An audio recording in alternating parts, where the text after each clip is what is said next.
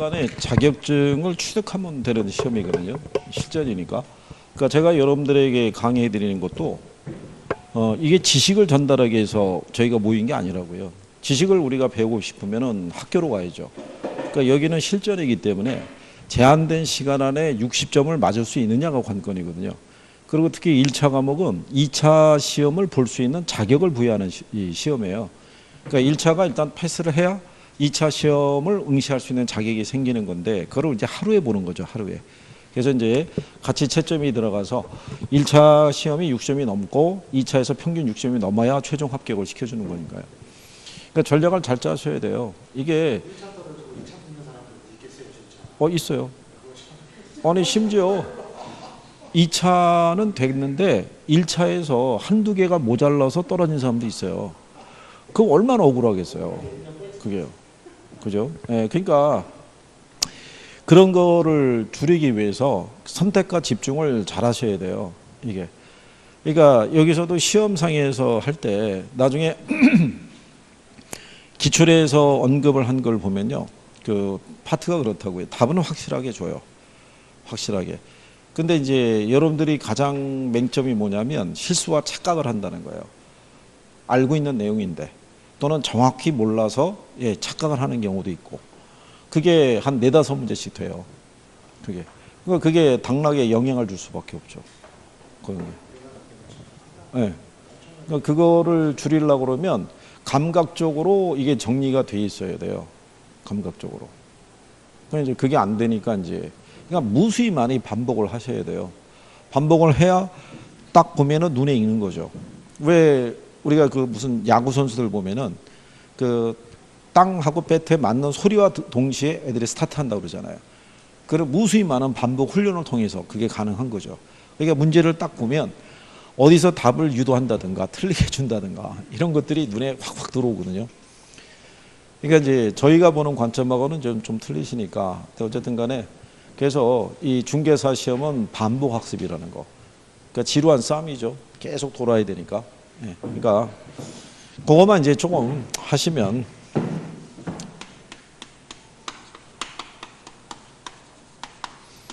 그러니까 예를 들어서 이런 거예요. 맨 처음에 나오는 게 농업입지론이에요. 농업입지론의 대표적인 게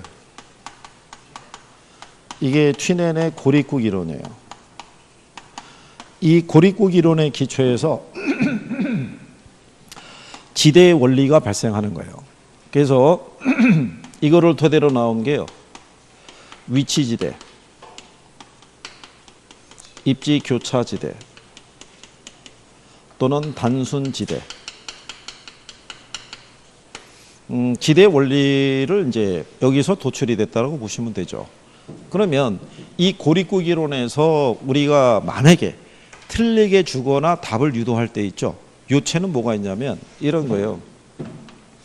튀넨은 가상국가인 고립국이 존재한다고 얘기를 해요. 평야에. 고립국이 존재하는데 이 고립국 안에 이건 똑같아요. 비옥도는. 생산성의 크기는 다 같다는 얘기예요. 예. 그러면 이 사람의 논리는 뭐냐면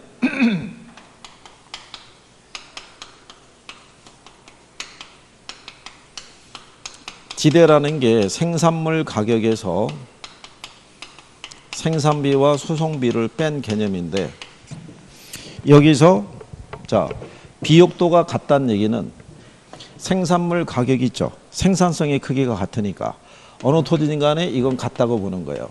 거기와 더불어 모두 같다. 생산비도 똑같다고 가정하는 거예요. 그러면 결국은 이 지대라는 거는 어디에서 결정이 된다는 거예요. 수송비의 크기에서 결정이 된다는 거예요. 그러면 이 고립국에는요. 중앙에 단 하나의 소비시장이 존재해요. 그리고 이 고립국 안에서 생산된 모든 생산물은 다 여기에서만 거래를 해야 돼요. 그러면 소비시장을 중심으로 봤을 때 지대의 크기를 우리가 측정하게 되면 시장으로부터 거리가 멀어지게 되면 수송비가 많이 들어가겠죠. 그러면 지대가 싸질 것이고 반대로 시장 가깝게 들어가게 되면 수송비가 절약이 되는 대신에 뭐가 비싸지겠어요? 지대가 비싸지는 거죠. 그러면 시장에 가까운 위치한 이 토지는 토지 사용료가 어떻게 해야 돼요? 비싸다는 얘기죠. 그러면 넓은 면적의 토지를 사용해서 작물을 재배할 수 있는 애들은 못 들어온다는 얘기예요. 그렇잖아요. 좁은 면적의 토지를 사용을 해서 고부가가치를 창출할 수 있는 작물만 경작할 수 있다는 얘기죠. 그러니까 뭐가 못 들어오냐면 목축업이나 이런 애들은 못 들어온다는 얘기예요. 넓은 면적을 필요로 하니까. 그래서 이 사람이 제시한 게 원예농업을 얘기한 거예요. 그러니까 꽃이라는 것은 같은 면적에서 밀을 재배하는 것보다는 꽃을 재배해서 판매하는 게 훨씬 비싼 가격을 받을 수 있다 이런 얘기예요. 즉 비싼 땅에서는 비싼 작물을 심어야 된다는 얘기예요. 그죠?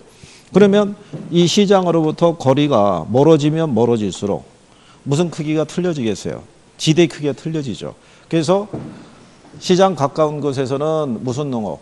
집약적인 농업이. 외곽을 나가게 되면 무슨 농업이? 그러면 외곽에서는요, 제일 마지막으로 제시한 게 이 사람은 목축업을 제시했어요. 그러면 소라든가 양을 재배할 때 고립국 안에 주요한 운송수단은 우마차 하나밖에 없어요. 우마차 하나밖에. 그러면 여기서 양이라든가 소를 사육을 하면은 얘들 자체가 운송수단이잖아요. 그럼 얘네는 운송비에 큰 부담은 안 느끼죠. 근데 얘네를 사육하려고 그러면 넓은 면적의 토지가 필요한 거예요. 그러니까 지대가 비싼 곳에서는 얘를 사육할 수가 없는 거예요. 그러니까 지대가 비싼 곳에서는 무슨 농업을 통해서 집약적인 농업을 통해서 고부가가치를 창출할 수 있는 작물을 경작을 해야 되고 상대적으로 넓은 면적의 토지를 필요한 애들이 있죠. 걔들은 도시 외곽에서 입지할 수밖에 없다라고 얘기하는 거예요. 그래서 고립국 이론의 요체가 뭐냐면요. 위치에 따라 토지 이용을 어떻게 해야 되는지를 설명해 주는 이론이라고 생각하시면 돼요. 이게 현대 도시에도 그대로 적용해서요. 현대 도시에서도 도심에 가깝게 위치하면은 상업에 관련된 업종들이 들어가고요. 외곽으로 조금 나가면 주거, 맨 외곽에는 공장 이런 식으로 연결이 된다는 얘기예요. 그게 현대적인 도시이론에도 그대로 적용이 된 것이다. 이렇게 보시면 돼요. 그래서 여기에 영향을 받은 대표적인 게 알론소의 입찰지대, 버제스의 동심원 이론 이런 것들이 이 튀넨의 고립국 이론에 영향을 받았다고 보시면 돼요. 그래서 시장에 가까울수록 무슨 농업이? 집약적 농업. 외곽 나가면 무슨 농업? 이거 바꾸면 틀리는 거예요. 바꾸면. 그래서 위치에 따라 토지 이용의 유형을 다르게 될 수 있다라고 얘기를 하는 거죠. 그래서 거기 보시면 튀넨의 농업 입지론을 보면요. 튀넨은 1826년에 고립국이라는 논문에서 입지론을 설명했을 때요. 튀넨은 시장으로부터 원거리 입지한 토지 생산물에 비해서 근거리에 입지한 토지 생산물의 수송비의 절약분이 지대가 된다고 하면서 지대론과 함께 농업 입지를 설명하고 있다 이런 얘기죠. 그래서 튀넨은 입지 요인을 중시해서 지가가 토지의 위치에 따라 달라진다는 현대적인 입지론의 기초를 제공했고요. 이게 입찰 지대 곡선에 대한 기초를 마련했다라고 명시를 해놓은 거죠. 그래서 이제 그 밑에 나와 있는 내용은 다 같은 내용을 얘기를 하죠. 그래서 옆에 45페이지에 가시면 맨 상단에 박스에 보면 지대 나와 있죠. 매상고에서 생산비하고 수송비를 뺀 것이 지대인데 매상고하고 생산비가 일정하다 그러면 지대는 수송비의 크기에 의해서 결정이 된다라고 얘기를 하는 거죠. 그래서 거기 동그라미 미음을 보면 시장과의 거리가 가까운 지역일수록 집약적인 농업이 행해지고 있는 반면에 시장으로부터 거리가 멀어짐에 따라서 토지는 조방적으로 이용된다는 것이다. 결국 요체가 그거예요. 시장에 가까우면 무슨 이용이 이루어지고 집약적, 멀어지면 조방적 이용이 이루어진다는 거죠. 이거는 가장 단순한 측면에서만 말씀을 드린 거예요. 튀넨의 고립국 이론은 변형될 수도 있어요, 없어요? 변형될 수도 있는 거예요. 여기는 지금 주요 운송수단이 우마차만 있다는 가정이잖아요. 저거를 변형한 게 뭐냐면 만약에 하천이 있다고 가정하게 되면 하천이 있으면 배를 통해서 수송할 수 있잖아요. 그러면 기울기의 크기가 달라져요. 작물에 대한 경작도 틀려지고 근데 거기까지는 안 나온다는 거죠. 그러니까 튀넨의 고립국 이론에 대한 기본적인 내용 정도는 알고 있느냐. 그러니까 시장에 가까울수록 도시 중심에 가까울수록 집약적 이용이 멀어지면 무슨 이용이? 조방적 이용이 이루어진다는 거. 그렇죠? 그런 정도 알아두시면 돼요. 자, 그다음에 이제 공업 입지론이라고 있죠.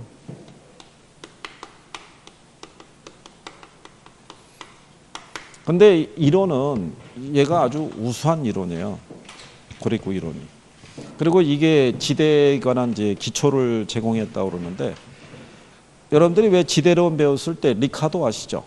네. 리카도나 튀넨이나 유명한 지주예요, 지주. 땅을 갖고 있는. 원래 튀넨이 농장을 경영하고 있었다고요. 저기. 그래서 이제 일각에서는 자기들이 받아야 될 지대를 정당화하기 위해서 이론을 만들었다는 얘기도 있어요. 이게. 그 다음에 이제 공업입지론이라고 있는데요. 공업입지론 안에는 배버의 최소 비용 이론이라고 있고요. 그 다음에 레슈의 최대 수요 이론이라고도 있어요. 근데 레슈의 최대 수요 이론은 시험에서 언급한 적은 없고요. 예. 얘만 인용을 한 거죠. 배버의 무슨 이론? 최소 비용 이론. 그러니까 지난번에 설명한 것처럼요. 배버는 이렇게 얘기한 거죠. 기업에서 얻을 수 있는 이윤이 있죠.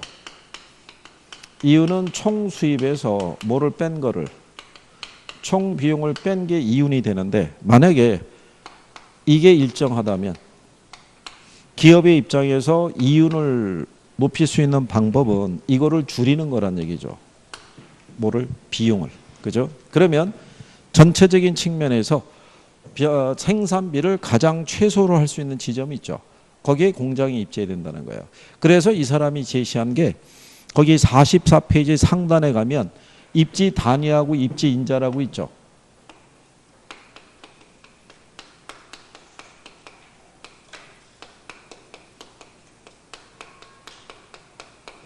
그래서 이 입지 단위라는 거는요. 제품을 생산할 때 발생하는 개개의 비용 항목이 있죠. 그렇죠? 뭐 인건비라든가 수송비라든가 원료비라든가 이런 거 있어요, 없어요? 있을 거 아니겠어요? 그러면 입지인자라는 건 뭐냐면요. 입지 단위를 기초로 했을 때 특정한 장소에 입지함으로써 얻을 수 있는 비용 절약상의 이익이 있죠. 그걸 뭐라고 그런다? 입지인자라고 얘기를 해요. 그래서 이 사람이 얘기한 3대 인자가 있어요. 3대 인자가 뭐 있겠어요? 수송비, 인건비, 직접 이익이 있죠. 예, 이거 세 가지를 제시를 해요. 세 가지를. 자, 그랬었을 때 이 중에서 가장 중요한 게 얘라고 본 거예요. 뭐를? 수송비를. 그래서 여러분들이 45페이지 그 최소 비용률을 해보시면 공업입지의 주요 인자로는 운송비, 노동비, 직전비, 분산 인자 등이 있으며 그중에 운송비 인자가 가장 중요한 인자라고 해놨죠. 45페이지 밑에서 한 네 번째, 다섯 번째 줄에 보면. 그죠?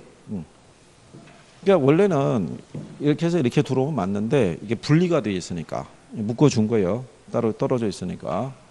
왜 얘를 중시했냐면 베버가 독일 학자예요. 튀넨도 독일 학자고. 그죠? 그 당시에 독일은 운송수단이 발달하기 전이에요. 그러니까 지금 같은 뭐 아우토반 뭐 이런 거 고속도로 없을 때예요. 그러니까는 그때 당시에는 전체 생산비 중에서 뭐가 차지하는 비중이 제일 컸다는 얘기예요.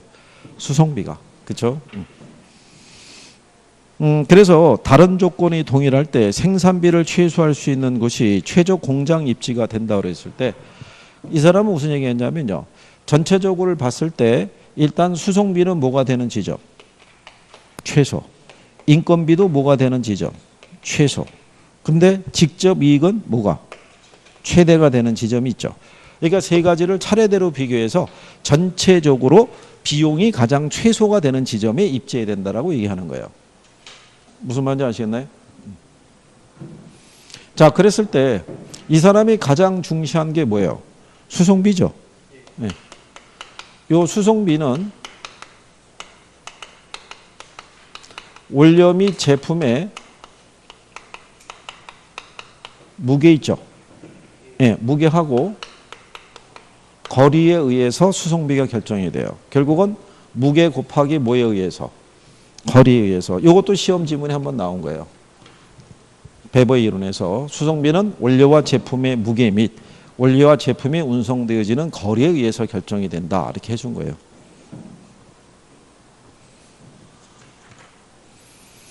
자, 그랬을 때 지난번에 이거 우리가 지도 그려서 간단하게 요체 설명한 거 아시죠? 이거 입지 삼각형 그려서도 해드렸고. 기억하나요?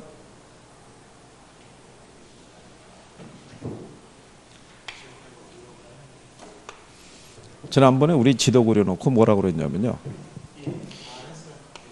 예전에 우리나라에 D 자동차라고 있었는데 얘네가 만들었던 게 이 T로 시작되는 소형 경차 있었다고요. 이러면서 설명했다고요. 인천하고 남쪽에 창원에 생산 라인이 있었는데 여기서 생산하든 여기서 생산하든 이거는 똑같다고요. 비용 항목은. 똑같은데 얘네가 의도적으로 여기다가 생산 라인을 설치한 이유는 생산해서 부산에서 배에다 선적해서 유럽으로 수출했다고요. 그러면 얘가 여기다 설치한 것보다는 내륙 수송비가 절약이 되잖아요. 그렇죠? 그러니까 그게 뭐를 따지는 거예요? 입지 인자죠. 전체 비용 항목 중에서 특정한 장소에 입장으로서 뭐를 가져올 수 있는 거예요? 비용 절약상의 이익을 가져올 수 있는 것을 선택을 할 때 일단 제일 먼저 뭐를 중시했다는 거예요? 수송비를. 예. 그 다음에 뭐하고 비교하라고 그랬냐면 인건비하고 비교하라고 그랬어요. 왜 인건비하고 비교하냐면 노동력은 풍부한데 이 노동력이 이동은 안 돼요. 이동할 수는 없고 지역 간의 임금의 격차라는 게 존재하는 거예요. 그러면 여기서 자동차 생산할 때 1인당 인건비 100만 원 줘야 돼요. 근데 만약에 대전에다가 공장이 들어서게 되면 인건비가 90만 원이면 돼요. 그럼 인건비를 10만 원 절약할 수 있잖아요. 그러면은 일로 공장은 이전하는 걸 생각해 볼 수 있죠. 근데 문제는 일로 이전하게 되면 내륙 수송비가 추가로 발생하죠. 그러면 추가되는 운송비가 만약에 10만 원이 추가된다 그러면 공장은 굳이 이전할 필요가 없죠. 최소한 추가되는 운송비가 10만 원보다 작았을 때 이동할 수가 있겠죠. 그래서 두 가지를 비교해서 비용이 가장 최소가 되는 지점을 선택하라는 얘기예요. 무슨 말인지 이해하시겠나요? 그 다음에 마지막으로 직접 이익을 고려하라는 얘기는 이렇게 그때 설명했다고요. 우리가 원유를 예를 들었을 때 원유를 원료로 사용하는 산업들이 있는데 이 원유 자체로는 원료로 쓸 수가 없어요. 그러면 얘네를 원료로 쓰려고 그러면 얘들을 뭐 해야 되냐면 정제해야 돼요. 그러면 얘를 정제하기 위한 뭐가 필요해요? 시설이 필요해요. 그리고 원료로 사용하고 나면은 얘네가 폐기물이 나와요. 찌꺼기가. 그러면 이거를 또 처리하는 뭐가 필요해요? 시설이 필요할 때 이거를 우리나라에 H석유화학 혼자서 이 시설을 다 설치하고 공장이 들어서게 되면 망할 수도 있겠죠. 생산비가 많이 들어가니까. 그러면 이 원유를 공통의 원료로 사용하는 정유산업이나 아니면 제철산업 같은 애들이 같은 곳에 모여서 입주할 수 있겠죠. 그래서 공동의 시설 투자할 수 있어요, 없어요? 시설 투자를 해서 이런 식으로 모여서 입지를 하게 되면 직접의 이익이 발생할 수 있다는 거예요. 그러니까 마지막으로 그것까지 감안해서 공장의 입지를 정해야 된다라고 주장한 거예요. 그게 베버의 무슨 이론? 최소 비용 이론인 거예요. 그죠? 이거 그림은 이제 안 나와요. 입지 삼각형 있죠? 지난번에 입지 삼각형 그려서 해드렸는데 그 예전에 여러분 시험에 한번 인용이 됐는데 근래는 뭐 나오지는 않겠죠. 자, 그랬을 때 그러면 이 사람이 제시한 여러분들이 거기 46페이지 상단에 가면 원료 지수하고 입지 형태라고 해놨죠. 네. 이거는 이제 무슨 얘기냐면 이 사람이 제시한 3대 인자 있잖아요. 수송비, 인건비, 그 다음 뭐가 있어요? 직접 인자가 있잖아요. 그러면 제일 먼저 수송비 있죠.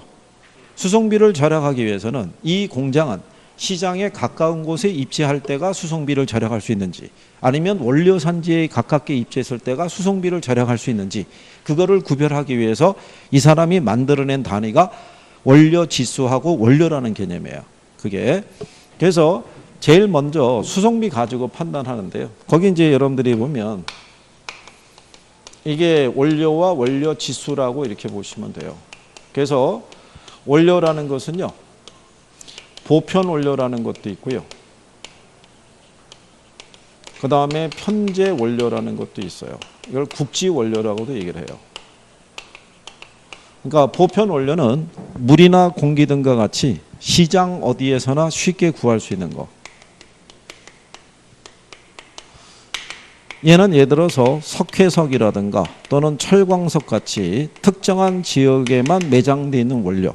뭐 이렇게 나눌 수 있죠. 근데 만약에 그 공장에서 보편 원료만 투입을 해서 생산하면은 그냥 시장에 입자하면 되고요.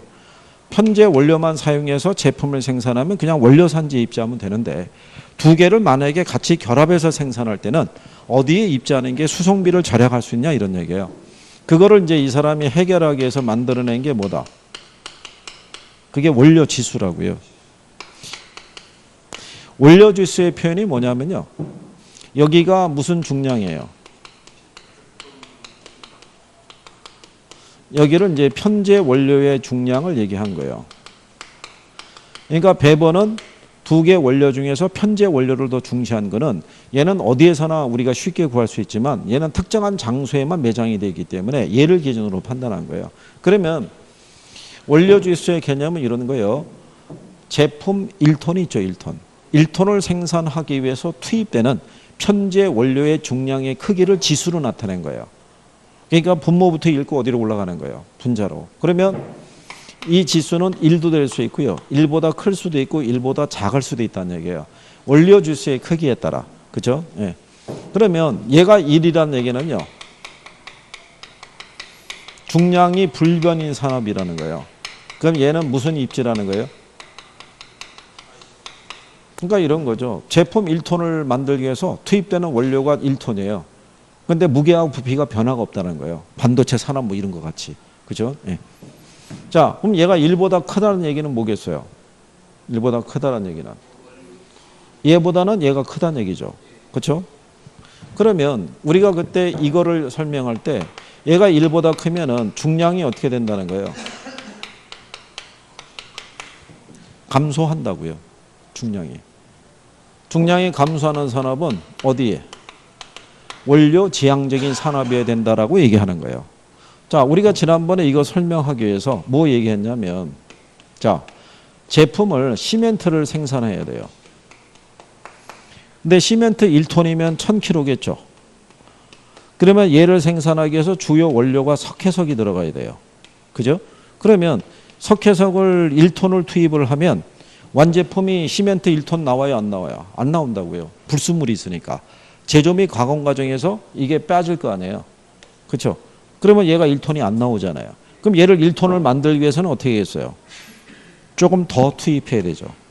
1200kg. 그러면 1200kg를 투입해서 완제품이 만들어지는 과정에서 뭐가 줄어든다는 거예요? 중량이 줄어든다는 얘기죠. 그러니까는 1000분의 1200 하면 1.2 나오잖아요. 그러니까 지수로 보면은 1.1보다 크게 나타난다는 얘기죠. 그러면 원료 산지 있잖아요. 그리고 어디 있어요? 시장. 자, 그랬을 때 여기 원료가 몇 킬로냐면 1200kg예요. 그럼 1200kg를 끌고 시장으로 가서 여기서 마이너스 200을 시켜서 제품 할 때 운송비하고 여기서 몇 킬로를 줄여서 200kg를 줄여서 1000kg만 제품 만들어서 시장으로 보낼 때 운송비 있죠. 어느 게 싸겠어요? 줄이는 게 싸겠죠. 왜냐하면 운송비는 무게 곱하기 거리에서 결정이 되잖아요. 무게하고 부피가 크고 무거우면 무거울수록 운송비 많이 들어가고 거리가 멀면 멀수록 운송비가 많이 들어간다는 가정이에요. 그러니까 무게를 줄이는 게 낫다는 얘기죠. 그러니까 이런 애들은 어디에? 원료산지. 그래서 우리가 그때 이거 감원이라고 그랬었어요. 이렇게. 그렇죠? 이거는 우리가 불자라고 그랬었고 불교 믿는 사람들. 그러면 중량이 증가하는 산업이 있죠. 얘는 어디에 입자해야 돼요? 그래서 그때 얘기한 게 뭐 얘기했냐면 콜라, 맥주 뭐 이런 거 얘기하는 거예요. 우리가 콜라 100리터를 만들기 위해서 투입되는 게 원액이에요. 원액을 100리터 집어넣으면 못 마실 거예요. 그죠? 그러니까 원액은 한 5리터면 돼요. 그럼 나머지는 뭐로 채우면 돼요? 물로 채우면 돼요. 근데 물은 어디서나 쉽게 구할 수 있잖아요. 그죠? 그러니까 100분의 5가 되니까 0.05니까 1보다 작죠. 그러면 얘가 투입돼서 완제품이 되는 과정에서 중량이 어떻게 돼요? 증가하죠. 그러면 이거는 원료 산지에서 물을 5리터를 플러스 시키는 것보다는 원액을 어디로 끌고 와서 시장으로 끌고 와서 시장에서 물 95리터를 추가시켜서 100리터를 만드는 게 운송비를 절약할 수 있죠. 그러니까 증량이 증가한 애들은 어디로? 시장. 그래서 우리가 증시라고 그랬었어요. 그때. 기억하나요? 그래서 여기서 원료 지수로 출제한 선례는 없고요. 시험상에서 이건 나온 적이 있어요. 중량 감소 산업이 있죠. 네, 중량 감소 산업은 어디에? 시장에 입지하는 게 유리하다 그러면 틀리겠죠. 무슨 말인지 아시겠나요? 그래서 그 정도 구별하시면 되겠고요. 그래서 거기 보면 자 원료 지수의 크기에 따라 원료 지향령도 있고 시장 지향령도 있고 입지 자유형이라는 것도 있죠.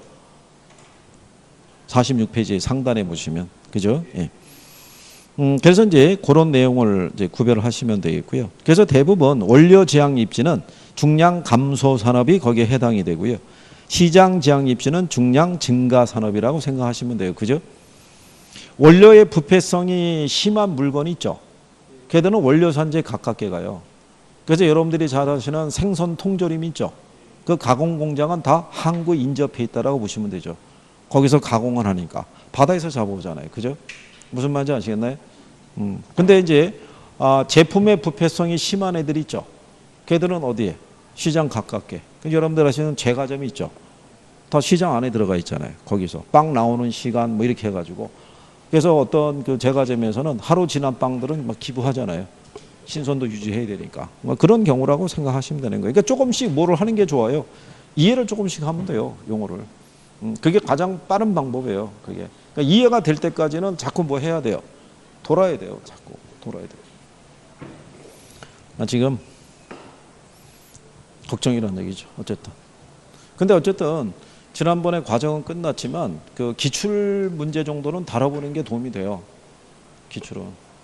그게 왜냐하면 나왔던 애들을 계속 반복을 시키는 부분이 존재를 한다고요. 그 안에서. 그러니까 그런 것들을 사전에 접해보지 않으면 시험장에 가면은 낯설다고 느낄 거예요.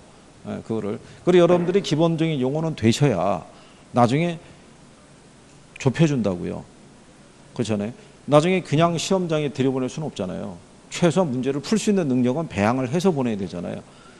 6시험은 맞아야 될 거 아니겠어요? 그렇잖아요. 근데 지금 현재 2반을 기준으로 봤을 때는 무진장이 불안하다는 얘기죠. 이거. 참. 한 번도 다 모인 적이 없는 것 같아요. 그죠? 그래서 오늘도 결국은 시험은 못 보는 거예요. 그죠? 테스트를 한번 해볼까라고도 생각을 했는데, 예? 안 되죠. 그 빠진 사람들을 반드시 저기 하기 위해서라도 모였을 때 봐야죠. 모였을 때. 그래서, 예? 아니 그래도 최소한 못해도 어느 정도의 인원은 돼야 그래도 한번 이렇게 보고 뭐 확인 한번 해보죠. 그죠? 그래서. 자, 하여튼 뭐 그런 내용이죠. 그 다음에 이제 노동지향적인 산업은요. 여기는 이제 값싼 그 노동력을 많이 확보할 수 있는 곳이 있죠. 그런 곳에 공장이 입지해야 된다. 뭐 이런 얘기고요. 직접 지향적인 산업은 수송비의 비중이 적고요. 기술 연관성이 높은 산업이 있죠. 아까 얘기한 것처럼 석유화학 산업이라든가 아니면 자동차 산업 등이 여기에 해당이 된다라고 보시면 되겠죠. 아까 제가 여기 뭐라고 얘기했냐면 그 직접 이익이 발생하는 곳에서는 원유를 원료로 사용하는 산업들이 이렇게 모여서 입지한다 그랬잖아요. 그러니까 석유화학 산업들이 대부분 원유를 원료로 쓰잖아요. 제철 산업, 정유 산업 다 마찬가지죠. 모여서 입지하는 거. 자유 입지형이라고 그랬을 때요. 이거는 공장이 뭐 원료 시장을 크게 가리지 않고 자유로운 곳에 들어설 수 있다라고 얘기하는데 그래도 이 자유 입지형 산업도요. 위치는 고려해요. 입지는. 그러니까 자유입지형 산업 같은 경우는 고부가가치를 창출할 수 있는 제품을 생산한다고 해서 주로 반도체 산업 이런 거 얘기해요. 근데 여러분이 아시다시피 우리나라 S전자 있죠. 대부분 수도권에 있잖아요. 거기에 근무하는 사람들이 대부분 뭐를 중시하냐면 자기들의 연봉 이런 것도 중요하겠지만 가족의 생활권도 중시해요. 아이들 교육 환경 이런 거 중시하기 때문에 그래서 대도시에 입지하는 경우가 많다. 이렇게 보시면 되겠고요. 그 다음에 옆 페이지에 보시면은 중간 지점 지향적인 산업이라고 있죠. 그게 이제 원유 산업 같은 경우 얘기하는 거예요. 지난번에 얘기했지만 이 원유라는 것은요 무게하고 부피가 크고 무겁기 때문에 대부분 선박으로 이동해 온다고 그랬죠. 그 선박으로 와가지고 부산에 입항할 거 아니에요. 근데 우리는 내륙에 수로가 없잖아요. 그러면 여기서 운송수단이 바뀌겠죠. 철도로. 그런데 만약에 공장이 대전 정도만 있어도 이게 이적을 해서 들어오는 내륙 수송비 부담이 엄청 클 거란 얘기죠. 그러니까 얘네들이 대부분 포항이나 울산 등지에 공장이 있는 거죠.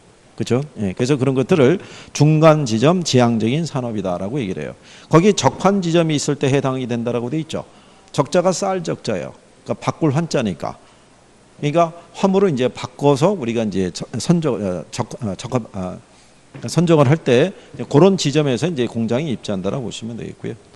그래서 그런 내용 정도 알아두시면 되겠고. 그 다음에 그 밑에 가게 되면요. 레슈의 최대 수요 이론이라고 있죠. 네, 그거는 내용을 제목대로만 인식하시면 돼요. 조금 아까 뭐라고 말씀을 드렸냐면 배번은 기업의 이윤이라는 건 총수입에서 총비용을 뺀 게 이윤이 되는데 만약에 수입이 일정하다 그러면 뭐를 최소화시키면 비용을 최소화시키면 이윤이 커진다는 얘기잖아요. 그죠? 근데 리츠의 최대 수요 이론은 제목대로 생각하시면 돼요.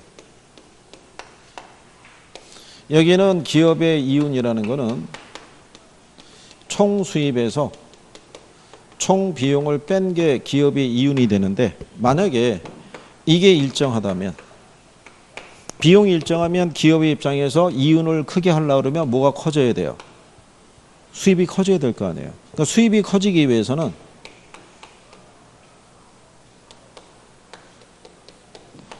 알파벳 N을 얘기하는 거예요. 그러니까 상품의 판매량을 얘기하는 거예요. 상품의 판매량이 커지면 수입이 커질 거 아니에요. 그럼 이윤이 커지겠죠. 그러면 상품의 판매가 제일 많이 발생하는 것은 요 수요가 제일 많은 지점이다라고 얘기하는 거예요. 그죠? 그게 어디냐면 시장이라고 보는 거예요. 공장이 시장에 입지하게 되면요. 제품의 판매 가격을 책정할 때 교통비가 최소화가 되죠. 그럼 판매 가격이 제일 싸겠죠. 예, 그때가 이제 판매량이 제일 커진다는 얘기예요. 그거를 이제 수요 원칙형으로 그려서 우리가 이제 설명하는 내용인데 참고하셔도 돼요. 그래서 시험에 인용한 적은 없으니까요. 그 다음에 그 밑에 가면은 서비스 입지론이라고 되어 있는데요.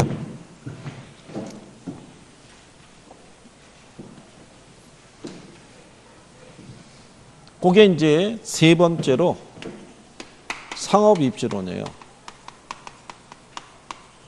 상업 입지론의 대표적인 게 발터 크리스탈러의 중심지 이론이에요.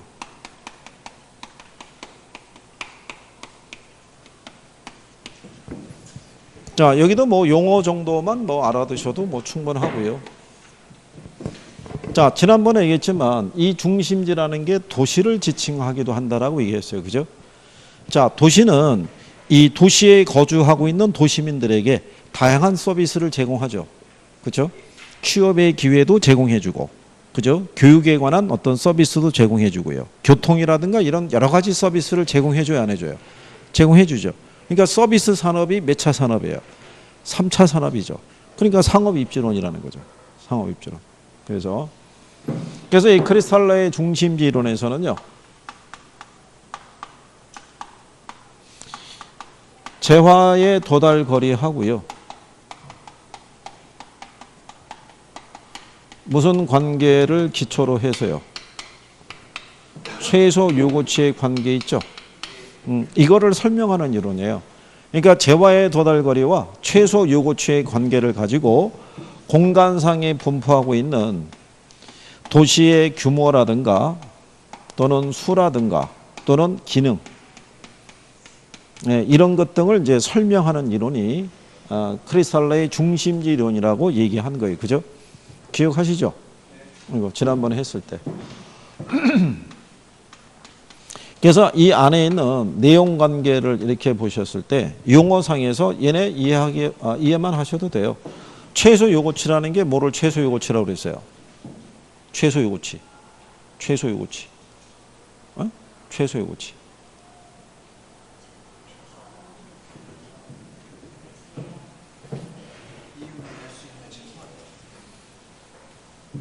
이건 뭐냐면요. 그 도시가 유지되기 위해서 필요한 최소한의 인구수, 점포를 기준하면 고객수, 뭐 이렇게 되는 거죠. 우리가 왜 지난번에 교육 서비스 갖고 얘기한 거 기억하죠? 에? 우리가 교육 서비스를 봤을 때 면단위 가보게 되면 초등학교 정도의 교육 서비스만 제공해요. 이거보다 상급 학교 가려면 군단위까지 가야 돼요. 그러면 여기는 중등교육도 시켜주지만 초등교육도 이루어져요.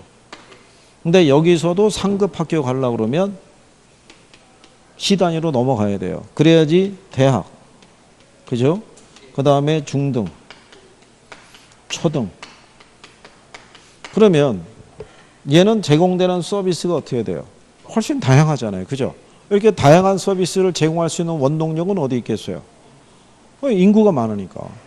이 서비스가 제공이 되는 거예요. 인구가 부족하면 다양한 서비스를 제공할 수가 없다는 얘기예요. 그러면 이렇게 크고 다양한 서비스를 제공할 수 있는 도시 있죠. 규모가 큰 도시는 공간상에 분포하고 있는 숫자가 많다 적다.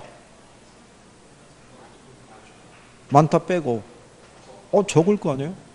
그렇잖아요. 우리나라 광역시가 몇 개밖에 없어요. 뭐 5대 광역시 뭐 이런 거 내용밖에 없잖아요. 그죠? 인구 100만 이상이 되는 도시가 많지 않다고요. 우리나라 기준에 했을 때. 대신에 인구가 한 10만 넘어가는 소도시는 어떻게 돼요? 문제가 많은 거예요. 그래서 그때 이거 설명할 때 경북에 가면 SC가 있다고요. SC의 공무원들이 검은색 상복을 입고 출근을 하고 했던 그게 이슈가 됐던 적이 있어요. 왜 그러냐면 인구수가 10만 미만으로 떨어진 거예요. 10만 미만으로 떨어지게 되면 중앙정부에서 지원하는 이 돈이라든가 이런 것들이 축소가 되고 그리고 근무하는 공무원들의 이 급수가 떨어진대요. 그러니까 10만 이상이 되면 예를 들어서 1급 공무원들이 몇 명은 필요하고 뭐 이렇게 돼야 되는데 떨어지면은 2급, 3급으로 떨어진다는 얘기예요. 그렇지 않겠어요? 그러니까는 공무원들 입장에서 봤을 때는 그건 뭐 아주 안 좋은 거잖아요. 그러니까 그래서 지자체별로 보게 되면 위에 인구를 유입시키기 위해서 뭐 가양각색의 아이디어를 막 내놓잖아요. 그죠? 정착 지원금 주고 여기 와서 출산하면은 아이 한 명당 얼마씩 지원해주고 막 얘기하잖아요. 그죠? 그게 없으면 서비스가 제공이 안 되는 거예요. 이 도시만 하더라도 구가 따져도 5개 구잖아요. 구만 따져도. 지하철이 있어요, 없어요? 있잖아요. KTX, SRT 다 연결되잖아요. 그렇잖아요? 그거는 굉장한 거예요. 백화점도 있어요, 없어요? 백화점도 있어요. 종합병원도 있고 다 있다고요. 그렇잖아요. 그럼 이 도시에 사는 사람들은 그러한 서비스를 제공받기 위해서 다른 도시로 나갈 이유가 없는 거예요. 그렇잖아요. 근데 이 주변 도시를 보면은 그런 게 안 갖춰 있는 도시들이 있어요, 없어요? 있을 거 아니에요. 그럼 그 사람들은 그 서비스를 어디로부터 제공받겠어요? 이 도시로부터 제공받는 거예요. 그럼 이 도시가 중심지라고요. 그렇죠? 그러면 주변에 있는 그 조그만 도시들이 배후지가 되는 거라고요. 무슨 말인지 아시겠죠? 네, 그래서 이 도시의 규모가 크면 클수록 넓은 뭐가 배후지 있죠. 최소 요구치를 필요로 한다는 얘기예요. 그럴수록 이 도시에서 제공되는 서비스가 도달할 수 있는 공간 범위가 상당히 넓어지겠죠. 무슨 말인지 하시겠어요? 그거 얘기하는 거예요. 그래서 중심지가 성립하기 위해서는 재화의 도달 범위 내에 뭐가 있어야 돼요? 최소 요구치가 존재를 해야 돼요. 그렇죠? 그러니까 이 도시 같은 경우는 가령해서 이런 거잖아요.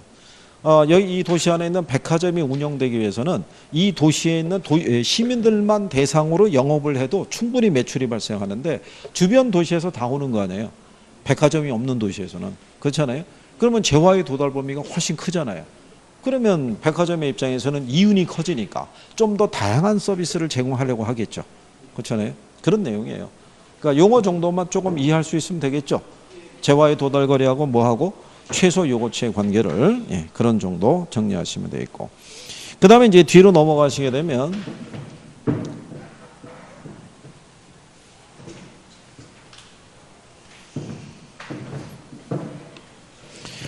이게 이제 그 상권에 관한 이론인데요. 상권이라는 거는 고객이 존재하는 공간이고요. 상업 활동을 할 때 있었을 때 뭐가 제일 중요하겠어요? 상권이 제일 중요하죠. 상권이. 그죠? 상권의 범위는 넓으면 넓을수록 그 지역에 거주하고 있는 인구 밀도는 높으면 높을수록 소득 수준이 또 높으면 높을수록 좋죠. 그렇지 않겠어요? 그래서 참고로 보시면 서울에도 강북 지역에 가령 예를 들어서 뭐 마트라든가 뭐 이렇게 들어가게 되면요. 취급하는 가격대가 대부분 중저가죠. 그래야지 소비가 되기 시작하고요. 근데 강남에다가 깔을 때는 매대에 깔더라도 이태리제 수입품 있죠. 피스당 한 5만 원, 뭐 이런 거 막 이렇게 해야지 팔린다는 얘기죠. 그러니까 국산 뭐 이런 거 매대에 깔아봐야 안 집어간다는 얘기죠. 그러니까 상권에 따라 고객들에 대한 소득 수준 뭐 이런 것들도 영향이 크죠. 그래서 이 상권을 측정하는 게 레일리의 무슨 법칙이 있고요. 소매 인력 법칙이 있고, 그 다음에 컨버스의 분기점 모형이라는 게 있고요.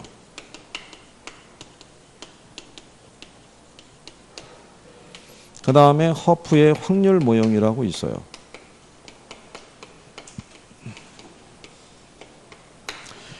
얘네들이 이론도 낼 수 있고 계산 문제도 낼 수 있어요. 근데 작년에 이론으로 나왔어요. 이론으로. 그래서 이론에서 답으로 유도한 게 얘예요. 소매인력 법칙. 그죠? 자, 여기 있는 요 이론은 중력 모형 이론이라고도 얘기를 해서 아이작 뉴턴의 만류인력의 법칙을 인용한 거예요. 그죠? 그래서 레일리는 특정한 도시가 고객을 유인하기 위한 유인력의 크기 있죠. 그거는 도시의 어디에 비례하고요. 크기에 비례하고 거리의 제곱에 뭐 한다고 그랬어요. 이걸 바꿔준 거예요. 그죠? 도시의 크기에 반비례하고 거리의 제곱에 비례한다 이렇게 틀리게 해준 거예요. 틀린 거 고르라고 그랬을 때. 그럼 맞추라고 준 거잖아요. 그죠? 네, 그러니까 이론에서 일단 낼 수 있는 게 요거 하나 있고요. 그 다음에 또 하나 뭐가 있냐면 경계예요. 경계. 만약에 A 도시하고요. B 도시의 크기가 같으면 경계는 중간이 돼요. 어디가 된다? 중간. 근데 A 도시가 B 도시보다 2배 이상 크다면 경계는 어느 도시 쪽에? 에?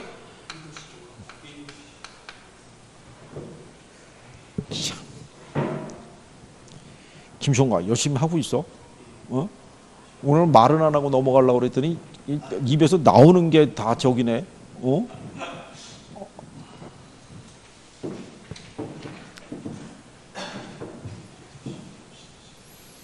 규모가 크면요. 끌어당기는 세력권의 범위가 크다고요. 그러니까 규모가 작은 쪽에 가깝게 갈 수밖에 없다고요. 두 개가 이렇게 크게 같잖아요. 중간에 이렇게 C라고 하는 도시가 있다 그러면 A 도시도 인구 5만이고 얘도 인구 5만이면 제공되는 서비스가 같잖아요. 그러면 유인력이 빼당기는 힘들이 서로 같으니까 경계는 딱 중간이 될 거 아니에요. 근데 만약에 A가 크다면 어떻게 돼요? 상대적으로 얘가 흡인할 수 있는 유인력 크기가 커지니까 경계는 규모가 작은 어느 도시 쪽으로 B 도시에게 가깝게 결정이 된다고요. 또 한 번의 이론을 내면 이거밖에 없다고요. 이게 두 개밖에 없는 거예요. 이것도 아주 오래전에 출제를 했던 선례가 있다고요. 근데 여기서 하나 유념할 점은 이거예요. 이게 B 도시 쪽에 가깝게 결정이 되잖아요. 그러면 다시 얘기하면은 A 도시로부터 먼 곳으로 결정이 되는 거예요. 무슨 말인지 아시겠죠? B 도시에 가깝게 A 도시로부터는 먼 쪽에 경계가 설정이 되겠죠. 그죠?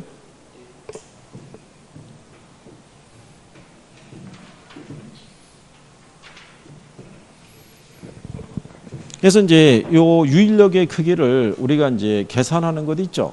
네, 지난번에 계산하는 거는 다 해봤었어요. 그죠? 기억하시나요?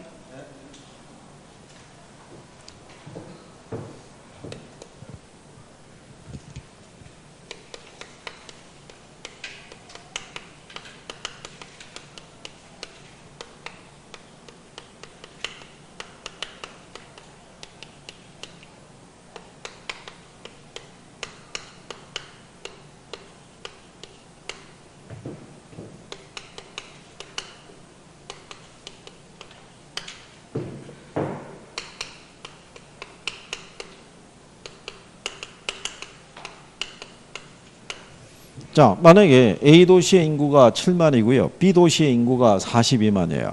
중간에 C라고 하는 도시가 있는데 A 도시부터 C 도시까지의 거리는 10km고요.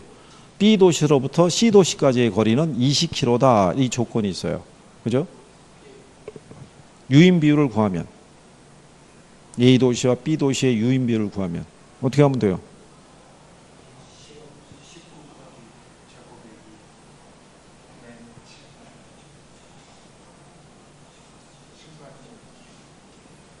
아니, 그러니까 몇 프로냐 이거죠. 몇 프로.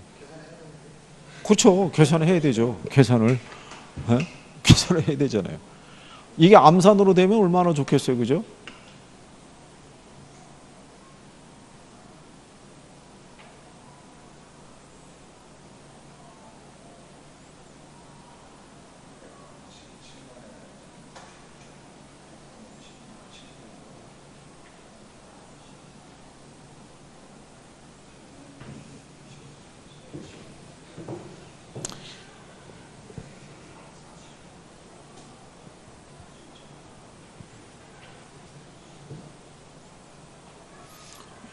자, 유인력의 크기는 이거 대입하면 되고, 이거 해도 되고요. 아니면 비례식 써도 된다라고 얘기해서 해드린 거예요.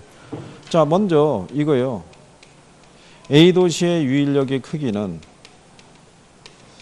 이 식을 대입하면 얘가 인구가 7만이잖아요. 10km잖아요. 10의 제곱이거든요. 거리의 제곱이니까. 그럼 100이잖아요. 그러면 이거 두 개 사라지니까 이게 700 나온다고요. 그러면 B도시의 유인력을 계산하면 얘는 42만이에요. 20km니까 20의 제곱이면 400이죠. 나누면 1050 나와요. 그러면 각각의 유인력의 크기를 계산하려면 두 개 더 하면 돼요. 그러니까 만약에 전체에서 A도시의 유인력의 크기를 계산하려고 그러면 A도시와 B도시의 유인력이 합계 있죠. 예, 분의 A도시 대입하면 돼요. 그러면은 두 개 합하면 1750이죠. 이거 계산하면 0.4 나와요. 그럼 A도시로 40%라는 얘기는 B도시로 60%라는 얘기예요. 계산하면. 근데 이거를 만약에 비례식을 쓰면은 이렇게 가는 거죠. 크기가 있고 거리가 있을 때 A도시하고 B도시가 있으면 얘 7만이고 42만이죠. 그러면 B도시가 A도시보다 6배 커요.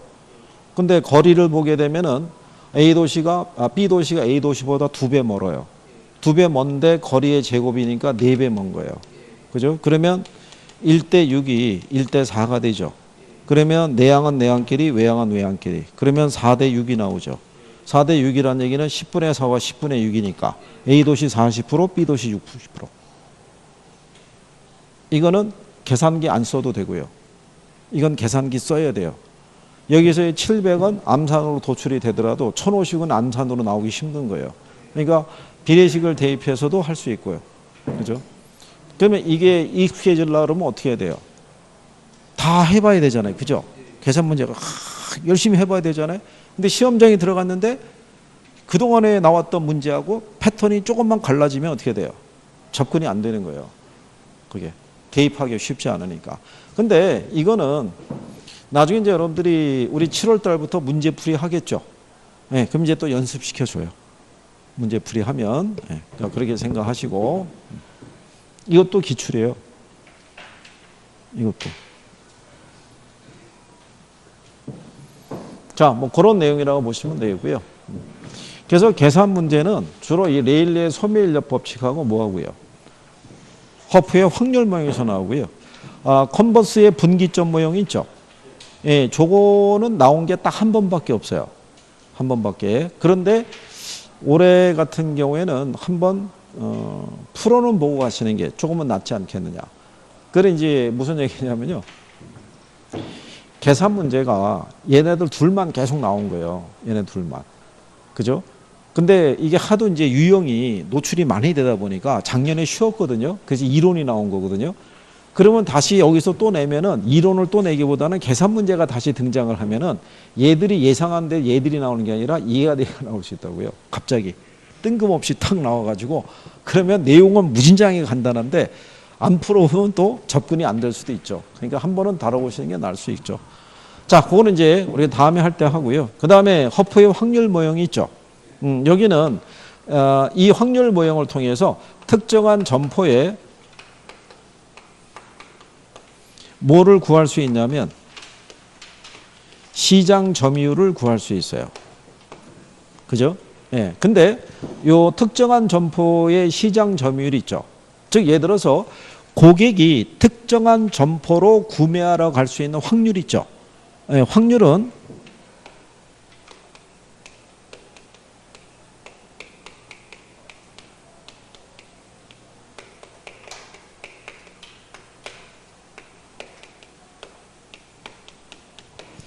점포의 크기와 해당 점포의 크기, 그 다음에 거리와 소비자하고 점포까지의 거리와 그 다음에 경쟁 점포의 수 있죠. 네, 여기에서 결정이 돼요. 그거는 얘하고의 차이점을 생각해 보세요. 레일리의 모형은 크기하고 뭐만 제시해요? 거리만 제시하는데 여기 허프 모형에는 하나가 더 들어가죠. 뭐가 들어가요? 네, 경쟁 점포의 수가 들어가요. 여기 있는 레일리하고 컨버스의 분기점 모형은요. 딱 A하고 B 두 개의 점포만 있다는 가정이에요. 두 개만. 근데 여기 있는 허프의 확률 모형은 대도시를 가게 되면 점포가 딱 둘만 있는 건 아니죠. 최대 점포가 몇 개까지 있다고 얘기했냐면 7개까지의 점포가 존재한다고 가정한 거예요. 그러면 경쟁 점포의 수에 따라 시장 점유율의 크기는 달라질 수 있어요, 없어요? 달라질 수 있죠. 그래서 요게 이론을 낼 때는 이게 2번 썼다는 거. 작년에도 이거 나온 거예요. 작년에도. 허프의 확률 모형에서 고객이 특정한 점포로 갈 수 있는 확률이 있죠. 예, 그거는 점포의 크기와 거리와 경쟁 점포의 수에 의해서 결정이 된다. 이렇게 준 거예요. 그래서 그 정도는 일단 알아두시고요. 그래서 여기는 이 특정한 점포의 시장 점유율을 구하려고 그러면요. 이 도시 내에 있는 개별 점포 있죠. 개별 점포의 효용을 다 구해야 돼요. 그래서 가 구해서 얘가 20, 얘가 30, 이렇게 50 이렇게 구해놓고 그러면 세 개 다 구하게 되면 이렇게 되겠죠. A 플러스 B 플러스 뭐 C가 되겠죠. 그중에 A 점포의 시장 점유율을 구하려면 A를 대입하면 되는 거예요. 그럼 20, 30, 50 더하면 100이죠.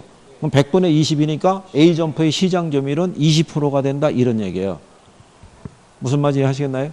그래서 여기서는 요 시장 점유율을 구할 때요. 요거를 구하기 위해서는 먼저 개별 점포의 효용을 구해야 돼요. 그래서 개별 점포의 효용은요. 이게 거리고요. 이게 매장 면적이에요.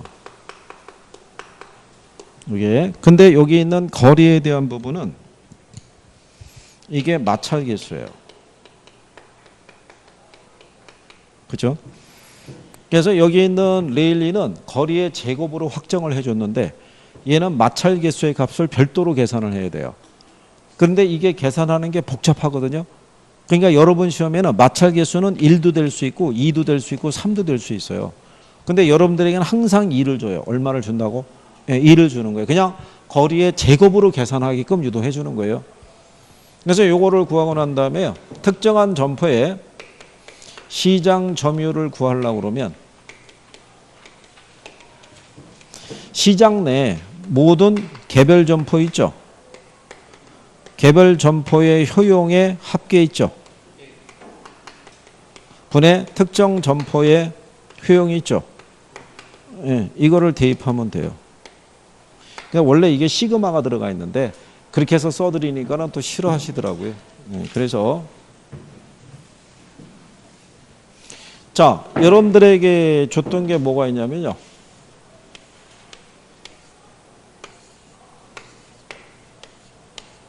A 점포, B 점포, C 점포가 있고요.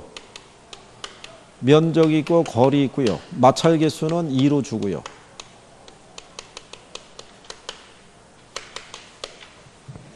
그래서 500평방미터고요. 5kg. 300평방미터고요. 10kg. 그 다음에 450평방미터고요. 그 다음에 15kg. 그때 A 점포의 시장 점유율이 있죠. 네. 그걸 구하라 이거죠. 이렇게 돼 있을 때. 이게 마지막 문제예요. 허프 모형에서 이게 마지막으로 나왔던 문제예요. 어떻게 되겠어요?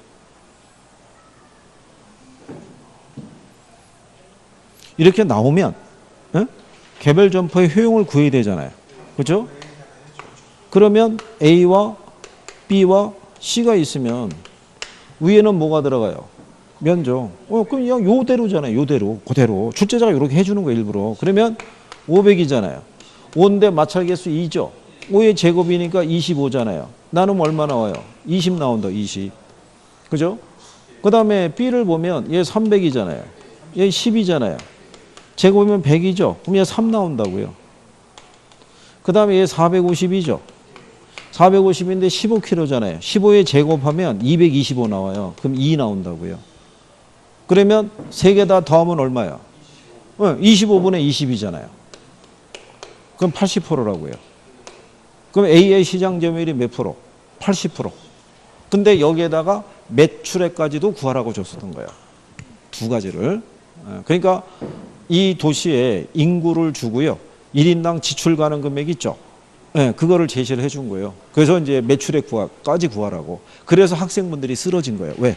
그 전까지는 두 개만 줬다고요. 매출액 구하는 소리는 없었고. 그래서 허프 모형이 쉽다고 막 해갖고 들어갔는데 세 개가 나왔죠. 매출액까지 구하라 그러니까는 또 쓰러진 거예요. 그래서 막 댓글이 또 막 달리고 그러니까 쉰 거예요. 안 나오고 작년에 이론 내고 막 이렇게 넘어간 거예요. 그래서 왜냐하면요, 이게 어쩔 수 없이 제한된 시간 안에 풀게끔 구성이 돼야 되니까 일부러 틀리라고 하지 않는 이상은 계속 이렇게 주기는 어려울 거란 얘기예요. 그래서 얘를 그냥 뜬금없이 하나 나오지 않을까. 그냥 갑자기 간단한 논리로. 그래서 그런 정도. 자, 그래서 이제 그런 내용 정도를 우리가 기초로 한번 해보신 거예요. 자, 그래서 정리 한번 해보시면 돼요. 그래서 거기 49페이지 가시면 맨 위에 이렇게 해놨죠. 허프는 어떤 지점에 입지하고 있는 소비자가 특정 지역의 쇼핑센터에 갈 확률은 소비자와 행선지까지의 거리, 경쟁하고 있는 쇼핑센터의 수, 쇼핑센터의 크기. 그래서 이게 나오잖아요. 경쟁 점포의 수 있죠. 조금 아까 해드렸던 거 좀 지워졌네. 그거까지 기억하시면 되고요.